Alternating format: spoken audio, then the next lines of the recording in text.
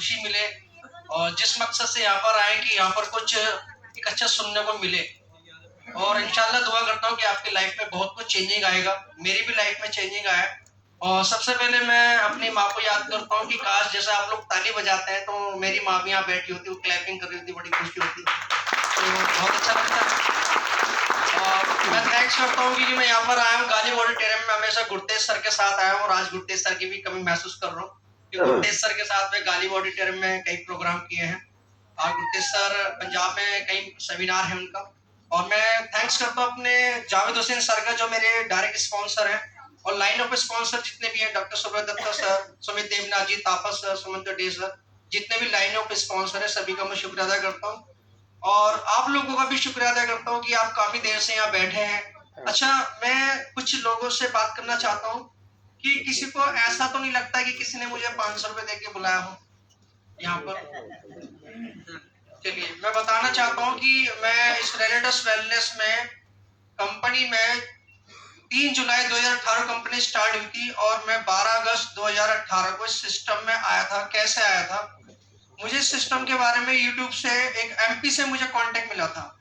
जिस शख्स ने मुझे इस कंपनी के बारे में बताया था वो इस सिस्टम में जुड़ा ही नहीं था, लेकिन उसने मुझे कई सारी कंपनी के बारे में, क्रिप्टो करेंसी, ये कर लो वो कर लो, और ऐसी सिचुएशन नहीं थी मेरी आपको सामने जैसे अभी आपको मैं सूट बूट में दिखाई दे रहा हूँ।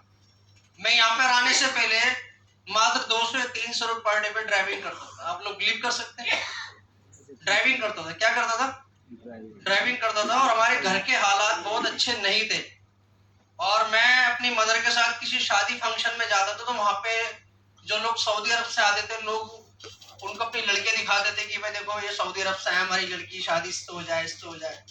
तो मैं अपनी माँ से पूछा करता था ये है कौन, मतलब कौन सा एलियन है ये जिसको भीड़ लगा रखी है, गले में चैन, अच्छी वॉचेज, क्या चीज है ये? तो मेरी मदर बोलती सऊदी अरब से आए ये, और सऊदी अरब पैसा कमाने जाते हैं। मैंने कितना पैसा कमाते होंगे? मतलब 30,000 रुपए, 40,000 रुपए। 30, 40, 50,000 रुपए के लिए इतना क्राउड हो रहा है इसके लिए।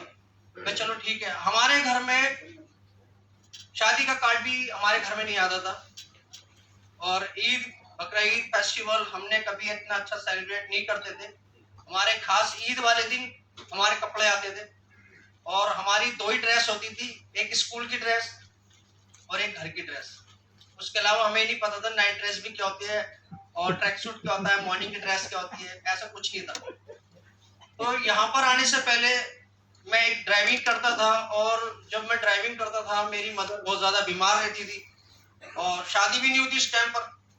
तो मेरी मदर सोचती थी कि ये रात को आता है 1 बजे 2 बजे, कैसे घर के हालात हैं, आगे क्या होगा, किस तरह से घर बसेगा। और हमारा एक ही कमरा था, और मेरे को जो सोने को मिलता था अपनी मदर के पैरों में सोने को मिलता था। मुझे ना तो हमारे घर में बेड था, ना कोई ऐसा कोई ऐशो आराम की चीज थी।